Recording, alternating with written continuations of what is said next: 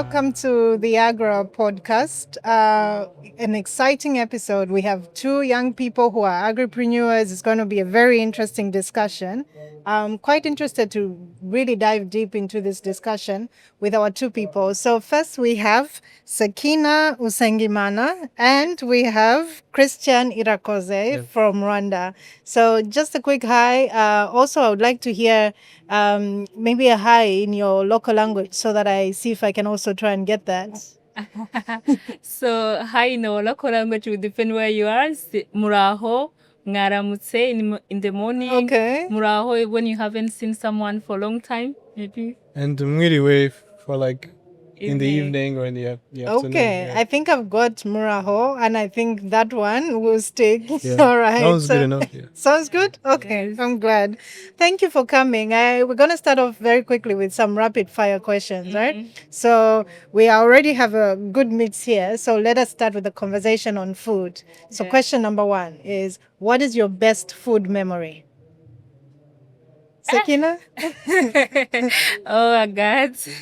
That's like putting me on spot. So I want to be selfish and say my best memory with the food will be in my own country where we're having cassava ribs. Yeah. And the cassava ribs mashed and they cooked for a long time, and then you can eat it with ugari and other products. So I think is the best memory with It's your food. best food memory. Yeah, Okay. so it's like that's at home. At Okay. home, I feel like I like food at home where you have different mix. But recently, I went to the restaurant. It Yes. was at lunch, and they were giving us in a special wood plate. Ah. So that was really a best meal. I didn't expect it because I was Okay. just going for lunch. It's a business lunch, and then in the middle, I was like, "Where is the plate?" And then they told me, "No, this is the This plate." is the plate? I was like, "Oh, in the wood." And I started eating. I was hesitating. It was all traditional. There was Oh. even sweet potatoes. There was all everything, and then even this cassava. The cassava leaves. Yeah, smashed cassava, which it's called isombe in Okay. our country, and this was really good. So I still remember it. I feel like this is the best lunch I have ever had. I eat in 5-star hotel, but this This was is the the best best. lunch. That's interesting because we also do the crushed cassava leaves and we call it katapa. Katapa. Yeah, but it's like quite a process to cook it. So like we only ever had it very rarely. It takes time. Christian, what's your best food memory? My best food memory has got to be the first time I harvested something I'd grown myself. Oh, okay. Yeah. So reaping Yeah. the rewards of your own reaping the labor. rewards and sharing it with. At the time, I shared it with the family and friends, and I gave it to them for free. I didn't sell anything, and I remember my friends decided to do. They were home and they decided to sort of do like prepare the dishes together. I remember I grew some lettuce and cherry tomatoes, and we did like a salad. And You're yes. describing that like you actually also cooked. So you do the growing part and then Yeah. you also cooked for yourself. Wow, sounds so nice. they wanted to share the experience with me, so I thought they would take it home with them, but they decided to prepare it right then and there. It's actually a good segue. So because you've talked about food that you grew for yourself and then being able to share that with family, I know that something that you're both quite adept with is pitching. There's a lot of pitching that you're having to do with your agribusiness. So I want us to kind of shift gear a bit and talk about what is this journey that got you into food systems and agriculture? Is it just a love of food, or is that what Christian has described of being able to harvest something and then share it with family? Sakina? For me, it's a bit interesting, even a unique story, because back in 2017, I was working actually at a 5-star hotel. Okay. And then I wanted to always to be an entrepreneur, but I was that time doing fashion. And then aside, and then I have full-time job. And then I look at the Youth Connect was happening in Rwanda. I think it is the time where Jack Ma, Econ, everyone was coming. So it was really a hit. And I talked to my supervisor because she knew like I was having a party. She said, I'm taking day off. I want to attend this Youth Connect. And then when I went there, I was just into fashion. I didn't know about anything about agribusiness. And then I went to one of the sessions and they were saying, in Africa, you have land, but you are hungry. Where the land coming from? And this was like, oh, really? Oh, like, and then they were starting giving example of the countries where they don't have a good weather. They are having issue. They have been cultivating for 100 years. Their soil not good.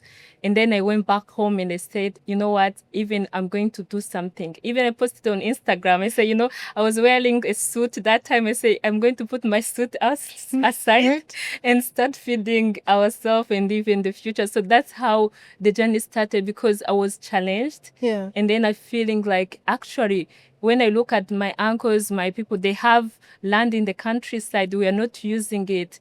So it was coming to me like, we have so many resources in Africa and we are not using it to the maximum. And then I decided to go to agribusiness. I don't have a background in agribusiness, but today everyone asks me like, are you an agronomist? I say, no, I'm not. It's by experience. So that's how I get to into it, because as an entrepreneur, it's not always about opportunity or solution, but also it's about the challenges. If there's a challenge, what can you do about What's it? the solution? This idea, I like that what got you into it is you were challenged to do it, but also being put in a platform where you hear people speak about it. Christian, when was that moment for you? What got you into this? The moment for me came on a trip to the countryside. We have a region called Musanze. It's a volcanic region, Okay. and it has the volcanic area has about five volcanoes. And once you enter the region, it's very lush and green, and you can really tell the difference as you're entering. And I asked the people I was with at the time, why there was such a stark difference between that area and the areas that we were coming from.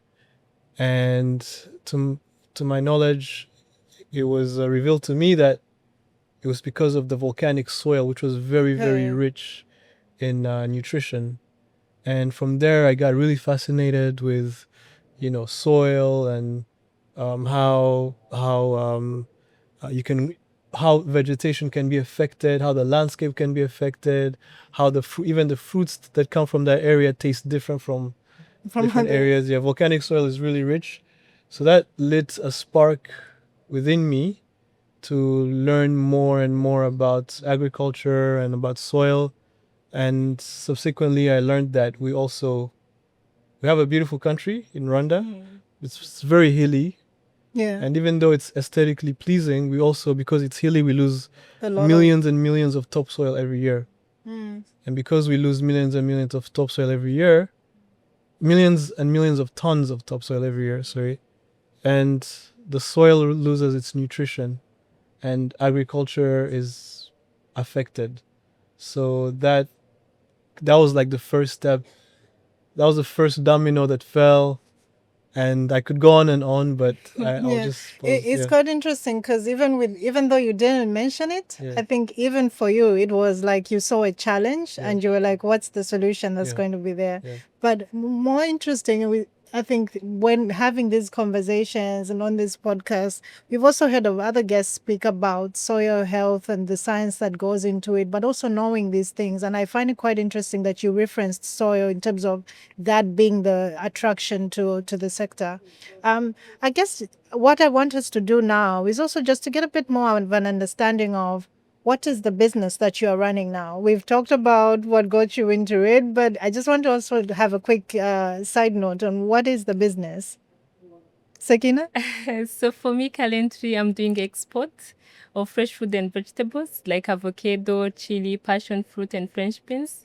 So we export in Europe, Middle East, and UK.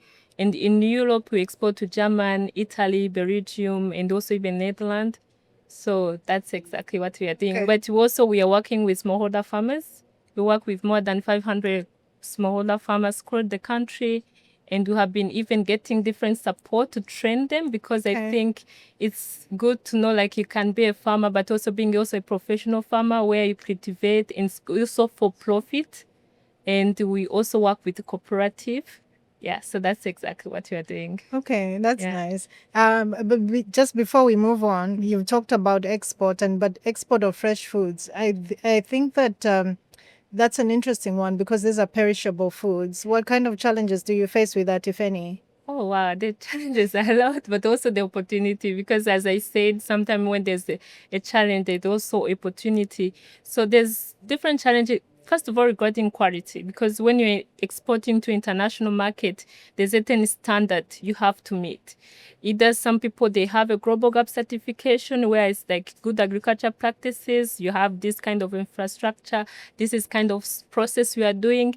And when you look at the thing for the statistic, last time I checked was like in Africa you have 30 million smallholder farmers. So which means like the majority of people are still smallholder farmers and they're even doing traditional farming. So which means that transitioning from commercial and then become like a bit a challenge or even hesitation where people I still need to use the seed they have only produced instead of using maybe the seed which is well prepared. So it's not about saying that we don't need to use our indigenous seed, but again, when you are serving a market and then they have a requirement, you have to understand the protocol. Another challenges also can comes with the logistic and also sometimes funding, because these exports require heavy funding, especially when you want to export to high-end market where they can pay you within 45 days or 90 days. So I can go on and on, but the good things with the export is that you have a huge market. It's unlimited. There's no borders. Exactly. So I can export so many things from Rwanda to Germany to UK to Middle East, and then you keep expanding because the market is always open. I think by the end of this discussion, I'm going to be a farmer myself. Christian, tell us about your business. So, co-founded a business called Ezaneza. Ezaneza means grow well in Kinyarwanda. And essentially what we are is we're an agri-tech company. We specialize in hydroponics and precision farming. And we have two business models. One is we grow fruit, and our flagship product is strawberries that we supply locally to the on the local market in Rwanda, but also we also do some export as well. We export regionally, and also we've recently started exporting to the Middle East as well. And the other business line is we do service provisioning. So we install vertical farming systems, hydroponic systems for individuals, for companies. We've worked with different clients, B2B clients, B2C, even B2G. Worked here as well. When the acronyms are many. Yeah. So in a nutshell, that's what we do. All right. Oh, thank you so much. I think I know that when I come to Rwanda, I'll have avocados and then I'll also have strawberries. Yeah. Oh, Have that's a good perfect. one. Even supermarket they have them. Oh, that's lovely. And I think it's also the story, just hearing the work that you're doing and seeing this growing is quite a good one. We come to an end of this discussion. I really enjoyed it. Just before we end, something that we like to do is if somebody came up to you today, what's the one sentence you want them to remember about why agriculture, why food systems? Maybe this time let's start with Christian because I keep putting you on the spot, Sakina. One sentence is maybe I would say with agriculture, you're growing solutions. So you can grow food, you can grow clothing, energy, medicine. So you're literally growing solutions Yeah, in the literal sense. Yeah. So one thing is that agribusiness or agriculture is a necessity, not an option.